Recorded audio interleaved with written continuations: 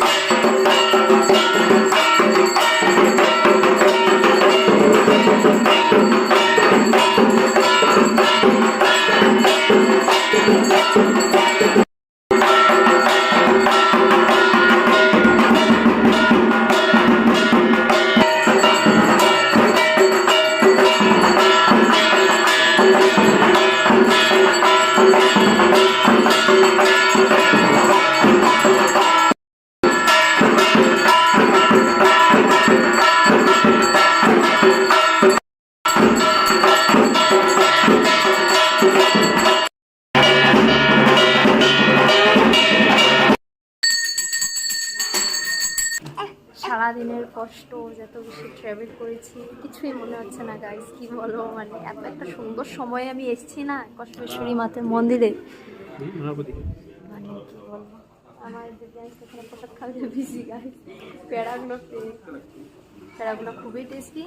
And এখানে এসে এত মানে ভালো লাগছে, এত সন্ধ্যা আরতিটা মেইন সময় আমরা এসেছি যখন পুজো হচ্ছিল, তখন এত বেশি শান্তি লাগছে কি আর বলবো, বলার কিছুই নেই। সব মন্দিরেই এরকম গেলে যদি পুজো হওয়ার সময় এরকম যাওয়া যায় আর কি, খুবই বেশি শান্তি লাগে। আর জীবনের প্রথমবার আমি এসেছি, অদ্ভুত একটা শান্তি। আর না, আর একটা অদ্ভুত চমৎকার হয়েছে যে আমি যখন বাংলাদেশের যে তারের বেড়াগুলো না, ওখানে যখন ছিলাম তখন আমার মোবাইলের টাইম আধা ঘন্টা আগে চলে গেছিলো, অ্যান্ড মন্দিরে ঢোকার লগে লগে আমার আধা ঘন্টা আবার পিছনে গেছে কি। এটা আরও একটা অদ্ভুত চমৎকার গাইস। ভোগের প্রসাদ এখন রাত দেখে এত একটা বোঝা যাচ্ছে না। হ্যাঁ, নদীর উপরে। হ্যাঁ।